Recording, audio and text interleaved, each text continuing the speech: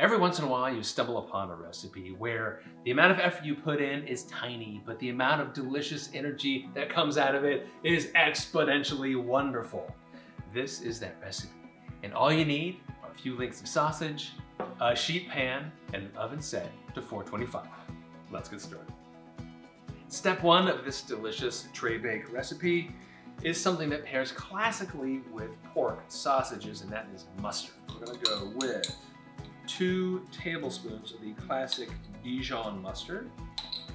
That's gonna help emulsify and pull that whole vinaigrette together. I'm gonna go with another 2 tablespoons of a very good, flavorful balsamic vinegar. And one more 2 tablespoons of extra virgin olive oil. Right? Now there is a lot of flavor already in there, but we do want to add a bit of seasoning. So we do about a 1/4 teaspoon of kosher salt and freshly ground black pepper.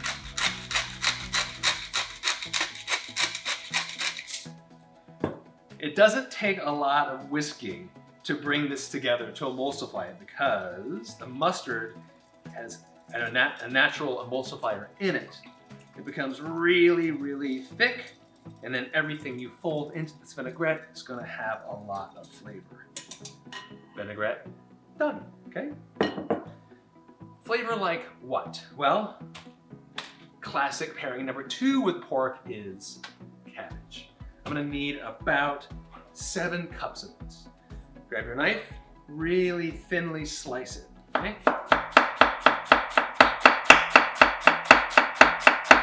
This is going to be the bed for those sausages. Okay. People always say, Nathan, what do you use cabbage for? Well, this is a great use for your excess cabbage. Right? I mean, you want quick, you want fast. That's what we get. That's about 7 cups. This goes in the vinaigrette.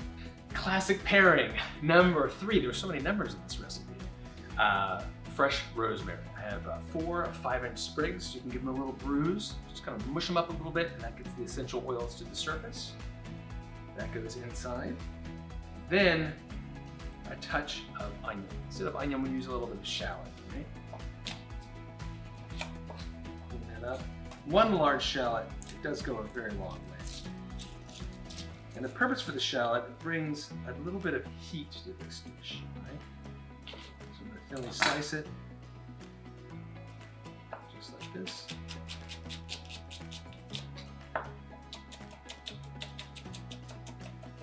All right.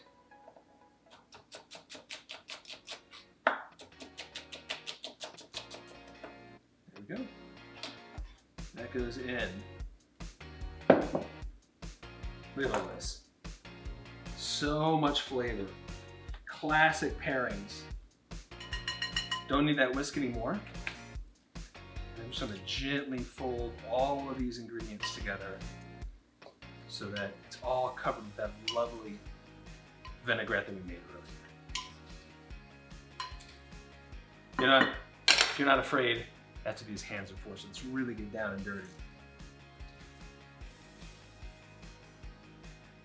Every little bit of cabbage is evenly coated in this delicious vinaigrette.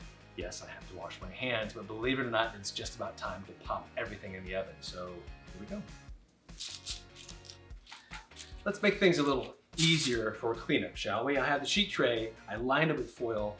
Now it's time to assemble everything. The cabbage with that vinaigrette, I'm gonna put on about 2/3 of the sheet tray, all right? I need to leave a little bit of room for some extra elements. We'll talk about that in just a second. This is the bed. This is the bed from which the pig lays down and gets yummy and delicious.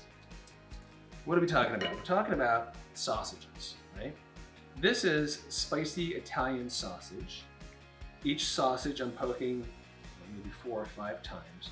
And the reason for poking sausages before you cook them is as things get hotter, they start to kind of swell. And we don't want them to rupture or pop and get all that juice all over the place. We actually want to control that. So when you poke the sausages, it's going to remain juicy and not rupture, okay? So this serves 4 people. Let's do 4 sausages. And then when the fat does escape a little bit from the sausages, it escapes onto this delicious bed of cabbage. That part's ready, but the 1/3, what are we saving that for? Couldn't be easier. How about a bag of dark sweet cherries? Cherries and pork go really well together. How is that for prep?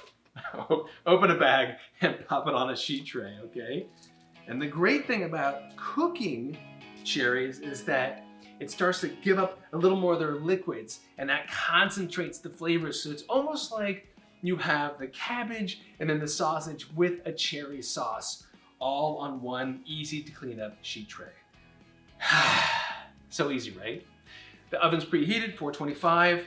When this goes in, depending upon the size of the sausage, you want to cook it to about internal temperature of 160. If you have bigger sausages, that may take 25 to 30 minutes. These smaller sausages, probably 20 to 25 minutes. And we're gonna flip it halfway through. So that's about 10 minutes for these little bad boys. And then, believe it or not, it's gonna smell delicious. You know, sometimes it's worth it just to sort of bask in the delicious glow that is the smell of your wonderful dish. It's so good, I can just smell it. But now it's time to plate things up, okay? So let's start with some of this cabbage. The wonderful thing about the cabbage is that the cabbage closest to the top starts to get a little bit charred, a little bit more flavor in there. I know the rosemary has infused every single little bite, so just a little bit of a bed. Next is going to be a touch of color. So I decided to add some freshly picked Italian parsley and some toasted salted pecans. So we have a little crunch, a little salt, a little butteriness, and then the herbaceousness and the freshness from that Italian parsley. What happens now? Well, we have these wonderful cherries. That is essentially a sauce. Oh my gosh. I like to put those to the side so you can kind of dip in there anytime you want that extra flavor. And this cherry lends a sweet and tart quality to every single bite, okay?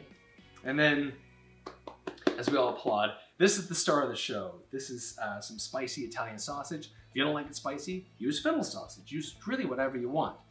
And how do you plate this big bad Larry? Well, you can just go right over top. That's how you roll.